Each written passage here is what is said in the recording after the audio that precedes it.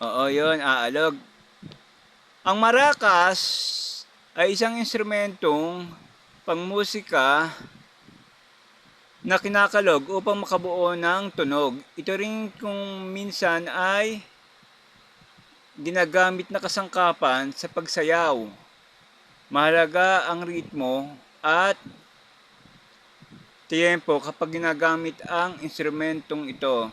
Sa paggamit ng maracas, marami tayong mga kilos na maaaring gawin upang mapanatiling malakas at masigla ang katawan.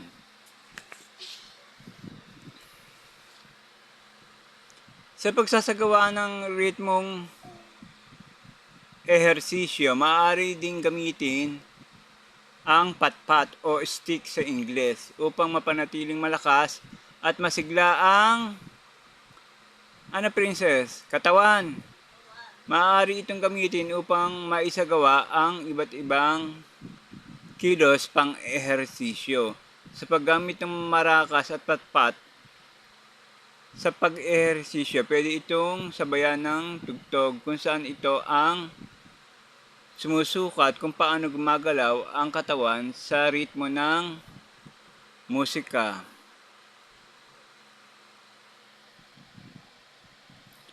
Sa tulong ng nakakatandang miyembro ng pamilya, basahin at sundin mabuti ang mga sumusunod na hakbang sa paggawa ng recycle na maracas.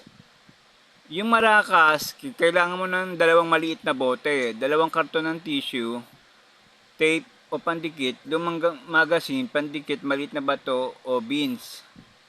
Pwede pala yung yung munggo, bato or beans ang ilagay dun sa sisidlan o bote.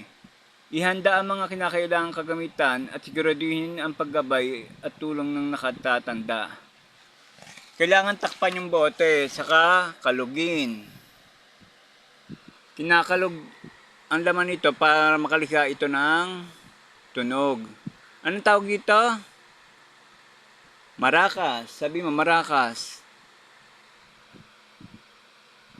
Pagkatapos lagyan ng bato o beans ang dalawang bote, ibalik ang takip ng bote. Gupitin sa gitna ang karton ng tissue at itikit sa takip ng bote.